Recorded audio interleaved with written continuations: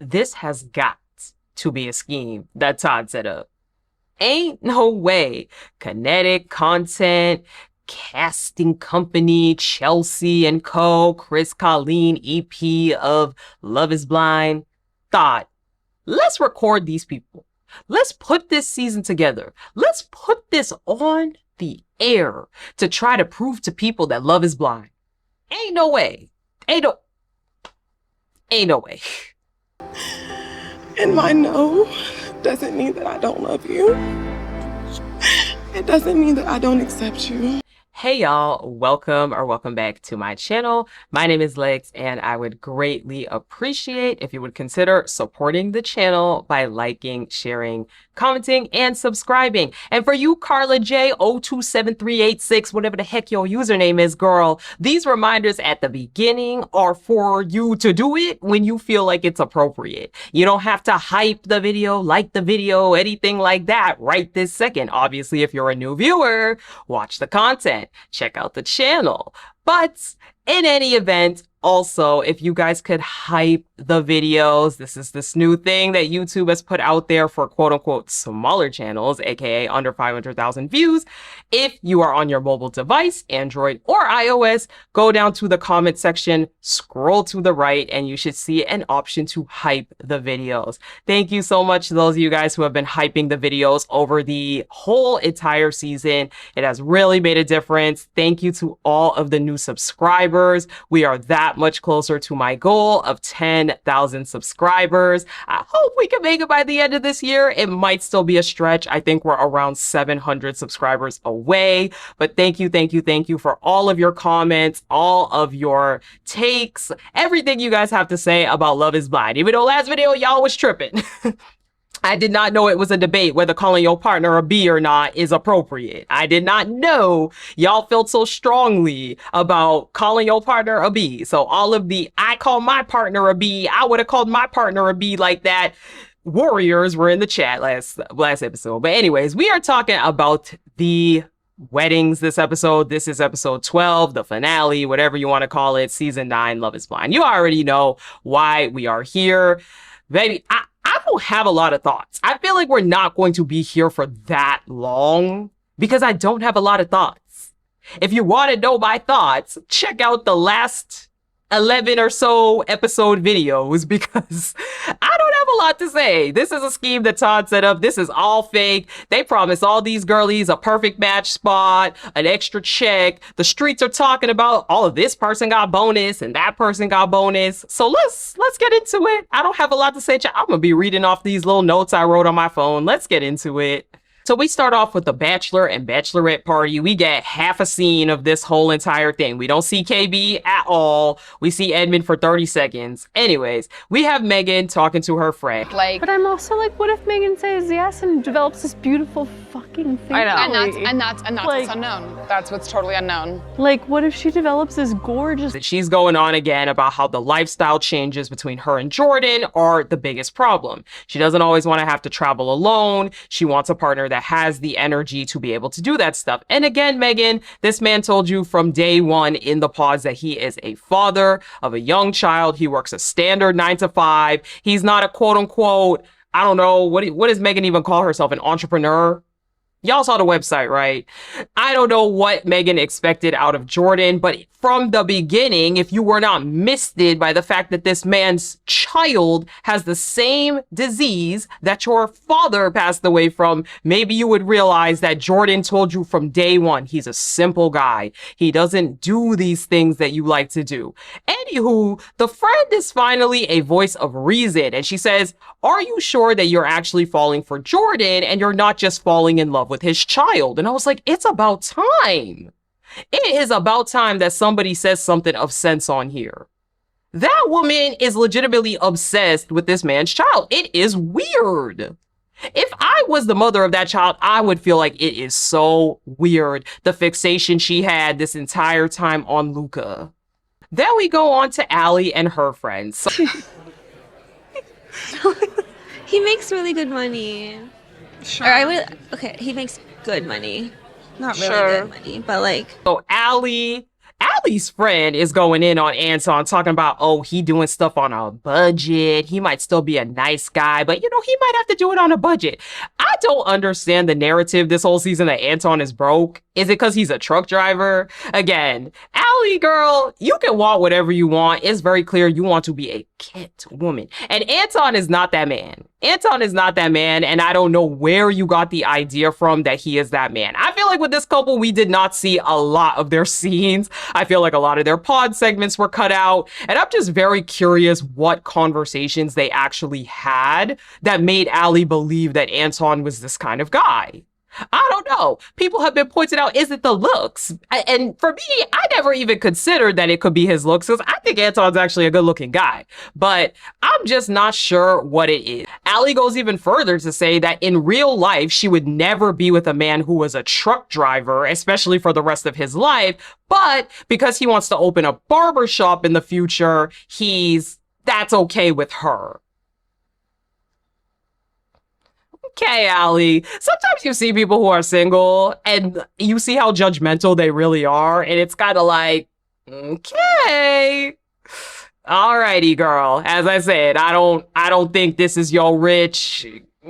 It's not him. But Allie and Anton, they have their wedding day first. So we see Allie getting ready in the room. Her mom is there, and her mom is expressing some concerns about Anton. The biggest one being that he drinks alcohol, but in their family, they do not do that. Again, with the whole alcohol thing, personally, I believe that I need more information before I can go on and judge the subject. One thing I will say, though, is that Anton is one of the few people on screen that did not ever appear super drunk. He was not sloppy. He was not acting crazy. Now, if it's true, the way that Allie tells the story, that he's clearing out a 6-pack, a 12-pack, a half a bottle of tequila in a 10-day span, that feels like a lot to me. If it is really true that every single morning when he gets off work, he's having multiple beers and then going out and having beers. That's a lot for me personally, but again, we also really only got part of that story and we really didn't see it all. In either event, Allie does again take up for Anton and say, look, we should probably give him a little bit of grace with that, chill out. Maybe it's not as crazy as you made it sound. And again, I think alcohol and drinking, that is something that is deeply personal to every single person and every single dynamic and every family. So again, if you don't want a man that drinks, that is fine. But again, to me, it's like, why are we even at the altar? It doesn't seem like Anton ever checked off any of Allie's boxes. But in either case, Anton's mom does also come into the room. The moms meet. Give me a It's hug. just- Thank you so much for coming. I was thinking about you. I want you to be happy. Yeah. And I don't know, from this segment onward, I was like, it seems very clear that everybody involved here knows exactly what's going to happen, especially Allie's mom. I feel like Allie's mom is not good at faking the funk at all. But in either case, Anton's mom is like, look, you are beautiful. Whatever happens, happens, basically. And she tells Anton the same thing. If she could see the great in you, good. If she can't see the great in you, oh well. So anyways, we get down to the altar. Oh, I forgot to mention that the non-approving sister, the sister that really had a problem with this experiment, she was there. And she had a stank face on the entire time. She tells Allie, no matter what the outcome is, whatever happens, I will not be happy. Say their vows, say their little speeches, and as expected, Anton does say yes. And he did even say in his bachelor party that yes, she's high maintenance. Yes, she doesn't cook or clean. Yes, she's very dramatic, etc., etc. He lists out a whole bunch of things that it doesn't sound great, but he says regardless, he is going to say yes. And I do think it is an interesting case of pretty privilege. And when you are considered attractive to a man, the things you can get away with, because Anton essentially admitted that even though she is nothing that he would have wanted, he was still willing to go through with this entire thing. And he does actually say yes at the altar. Then up we have Allie. And if anybody was surprised, Allie says, I cannot be your wife. I can't be your wife. Obviously. Obviously. Obviously, Allie runs away crying. She is extremely emotional because although she feels like she made the right decision, she does feel bad for hurting Anton's feelings. However, she does expand upon it and basically say that this is not how she expected things to feel at all. She feels like he was not very forthcoming in the pods about the kind of guy that he is when it comes to lifestyle, when it comes to health, when it comes to fitness, when it comes to drinking, basically when it comes to everything. She said this man is a broke slob. That's what she said in quote unquote nicer words, that Anton was not giving whatever it is that she thought he was giving. And again, based off what we saw, and again, let's remember this couple literally got engaged episode 1. So I feel like we saw very, very little of their actual conversations. It just seems like for some reason, Allie had a completely different picture of Anton in her head. On Anton's end, he said he's not sure if it's the looks, the vibe, how it was when they were living together, but he knows he did nothing but care for her. It was never working in the first place. I'm sorry, y'all. There was no way. Ain't no way. 0 out of 10 chance. My question is why Allie bothered to do this? That's my only real question. Netflix, baby, is cutting them checks. You will never convince me that Netflix was not cutting these people some checks to come down to the altar. All right, KB and Ed's wedding. So we see Ed getting ready and he is talking about how he never had a love like this. He doesn't have cold feet. His feet are hot. He says they are throbbing. He is ready and he starts to get extremely emotional about this entire situation. Now, KB, she says, I want to read it verbatim. She says she sees a loving, trying, healing, growing, stubborn man when she sees Ed. So Ed's foster mom comes in and we also find out that Ed's biological mom did not show up to the wedding because she quote unquote had something else to do. I wouldn't be here on my wedding day if it wasn't for her. So I really want her to be here. Okay. Yeah, I'm gonna try to be nice. I don't want to talk about people's parents, so I'm gonna just leave it there. But she did not show up. So that has Ed a little bit emotional already because he wouldn't be here without her. And all he really wanted was for his mom to be there on his wedding day. But we do find out that his rollerblading community is there, his 5th grade teacher and her husband. And we see a lot of the 5th grade teacher. And I ain't gonna hold you. Those scenes touched me. They really did.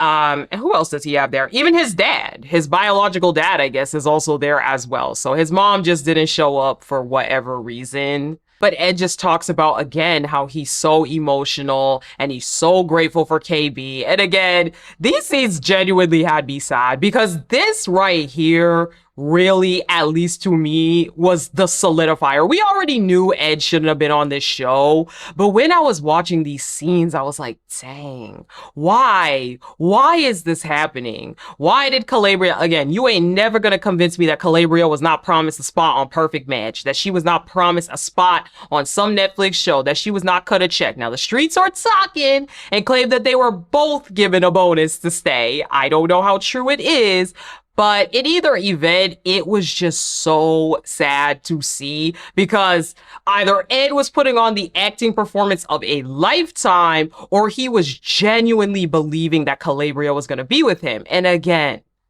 Calabria knew. Calabria's mom's face said it. The moms was not playing. Allie's mom, KB's mom, they was not playing. They was not even trying to fake the funk for these scenes. But I'm getting ahead of myself, so let's keep on going. Ed's 5th grade teacher comes in and pumps him up and gives him a motivational speech. Woo!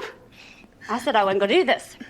I'm like a proud mama right now. And Holy cow. And she's it.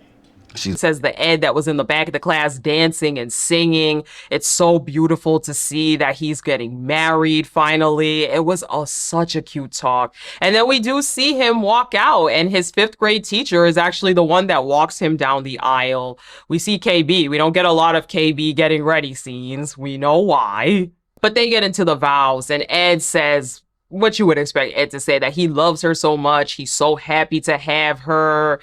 You know, the typical Ed stuff. Calabria says, and again, what a tell of how KB really felt. KB says it was so easy to fall for Ed because of his story. It was so easy to fall for you. It was so easy to fall for you. Fall in love with your story. Your story shapes you.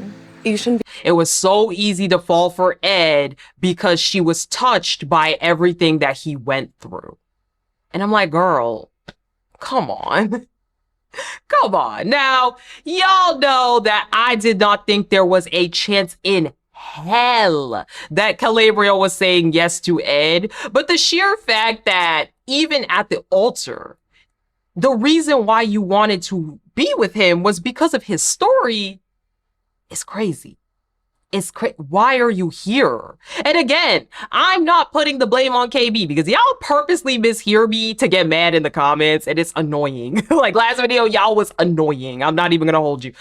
I'm not saying Calabria is wrong. There is no part of Calabria that should want to be with Edmund. He is a child. He is clearly not fit to be a husband and a partner, at least not to Calabria.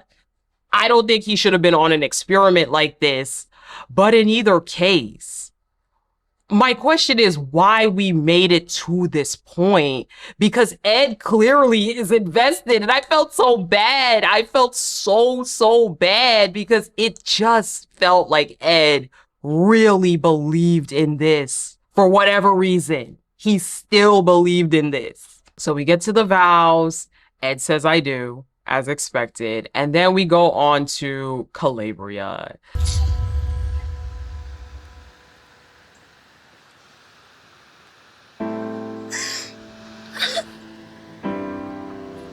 We get our long pause, we get our long everything, but again, it's so obvious, so clear. The mom's faces be telling it all. KB says, no, sorry. And it's like, oh my God. Oh, and you can tell that, like, it took everything in Ed to hold in all of the emotions that he felt. KB basically explains that he deserves somebody who is 100% at the altar, and that is not her. It does not mean that she does not love or accept him. And in that very moment, it all fell together. Social worker KB.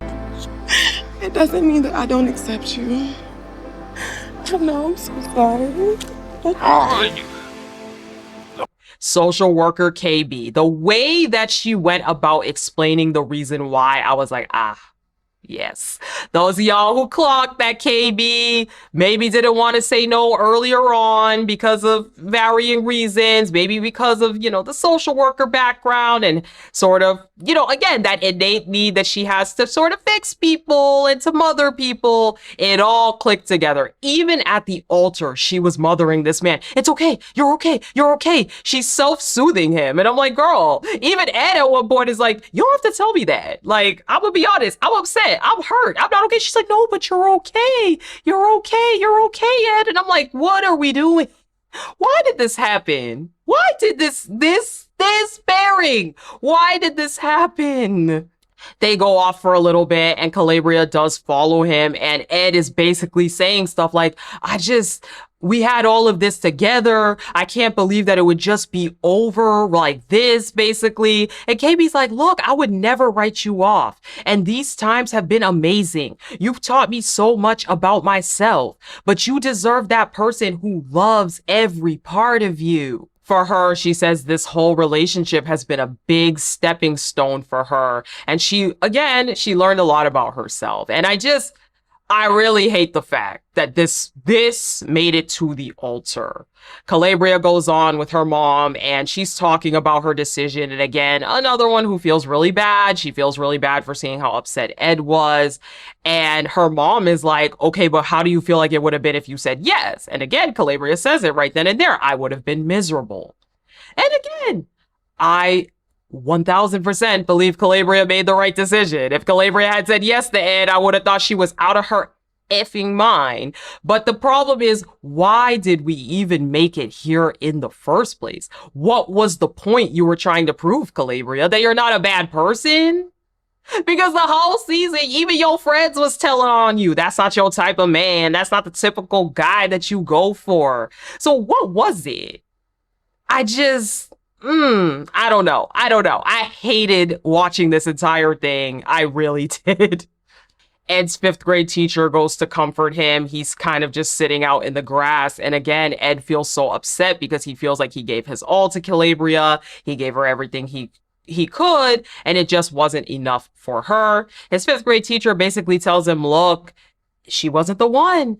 There's a diamond out there for you. Maybe she's just a sapphire. And I'm like, oh, here we go. It should have never happened. As I said, I will keep repeating because y'all are committed to mishearing me. There is no world in which Calabria should have said yes to Ed. But I obviously feel bad because at least this feels like it was a blindside for him. And that to me is pretty sad. I think even that conversation they had after that last little fight that they had, KB says, I'm still with you. I'm still here with you. I'm still trying with you. Blah, blah, blah, blah, blah. And again, Ed believed that. He believed it. So I don't know. Sad situation all around. Right decision. Sad to watch the outcome. Then we get to Sparkle and Jordan, and they are on the couch. They're not even at the altar. They are on the couch. Megan starts out basically saying, I woke up at 4:30 a.m. and I just realized, I don't know. I feel like we are completely different people. I feel like we're total opposites. You're a picky eater. I'm an adventurous eater. I love to be out all the time. You like to be inside. You're constantly tired. I'm chatty. And Jordan's like, but those aren't the reasons why you fell in love with me in the pods. I know, Jordan. I know you are encouraging me to still do all the things that I've been doing on my own, but I'm like, I've been doing all those things by myself for the past 4 years. And my question to you, Jordan, is what is it? What is it? Can you, either one of you guys, without bringing your son into the conversation, explain what it is that Megan fell in love with in the pods? And Jordan, I'm gonna hold your feet to the fire too, because I didn't really say this on any of the videos, but it's not lost on me the fact that Jordan's baby's mother has a new man, another child, and maybe Jordan also feels a sort of pressure himself to get into a committed situation as well, seeing that the baby's mother seems happy, well-adjusted, Luca has a sibling. I never really pointed that out, but I thought about that a lot as maybe the reason why Jordan has such a push to want to get married. Jordan again tries the same thing where he says, I like your hobbies. I could do any of your hobbies. If I had $1 million, I would do whatever you wanted. But unfortunately, I don't have the luxury the same way you do. And I'm like, Jordan, just stop. You don't like this girl. You do not like her. Seriously, it's very clear this man is so uninterested in this girl, but he believes what his daddy said, that it's 10% love and 90% commitment. I think Jordan believes that because it's giving 10% love for Megan, okay? You do not like this girl. They keep on going. Megan basically says, look, I've been doing everything alone for years, and at this point, I want a partner that can accompany me into doing the things that I want to do. And again, Jordan straight up is like, why did you choose me in the pods then? Because I was very clear about the fact that sacrifices were going to have to be made. And I will give him that one. Jordan continuously said, I am a father. I am a simple guy. I work a 9 to 5. He was very upfront about that. And Megan made it seem like, oh, it's okay. It's going to be fine. It's going to be fine. Ultimately, Megan does admit, though, that she didn't really think it through when she heard that he had a child. She didn't really think through what it would actually be like to be a stepmom. In either case, she says that she should not feel this way going into their wedding and that she cannot do it. And that's it. They wrap it up. They both do a confessional and they're talking to Jordan about how he feels about this whole thing. And Jordan says he wishes he did not introduce his child to her. And again, this is why I will continue to stand 10 toes down. I don't care how controversial it is. People with children should not be allowed on this show. Period. Because yes, I agree. Why did you let this stranger get introduced to your child in an experiment where you guys might not even go through with the marriage? At the minimal least, if there's going to be people with children, the introduction of the children should be far after you guys actually say yes. And to be honest, I still think logistically, it's way too soon. Having this random adult around your kid that doesn't even know them, I just think it is way, way, way too soon, in my personal opinion. And again, Megan just goes into more how she didn't really think this through. She will always love Jordan, but she knows Jordan is not her partner. Now, baby, they showed us the reunion trailer. I'm about to talk about a little spoiler that y'all probably saw on the internet, but I'm giving you a second now. If you don't want to hear spoilers, get out of here. Y'all saw how Sparkle Bag apparently has a new man and a baby. A newborn baby. Y'all saw that. All of that she said about Jordan. And this lady popped out with some pictures with a new man and a baby right outside her house. And I have questions about the timeline because this baby is under a year old. Supposedly this show was filmed a year ago or around a year ago. So that either means that she was in talks with this man as the experiment was going on, or she started talking to him directly after. It also means that she immediately got pregnant by this man. I have a lot of questions, but all this gobbledygook that Megan gave, it's giving he ain't have enough money. Okay? He ain't have enough money. He is a 9-to-5 worker, and that is not what Megan was looking for. Child, we gonna see this reunion. There is zero couples. Zero couples. The only thing we have is that Megan has a baby now. But anywho, if you made it to this point of the video, that means you liked the video. So I would greatly appreciate if you would consider supporting the channel by liking, sharing, commenting, and subscribing. Please hype up the videos. If you have hypes left this week, I really appreciate it. We are in the home stretch of Love is Blind. We just have one more episode. However, we have Married at First Sight on Peacock. This is from the same production company as Love is Blind. So if you like the mess of Love is Blind, maybe you should check out Married at First Sight. It's on Peacock now. Used to be on Lifetime. There will be recaps here on the channel. And if not, I'll talk to you guys for whatever else I recap that you guys like. Thank you guys so much for being here for this season, and have a good day. Bye.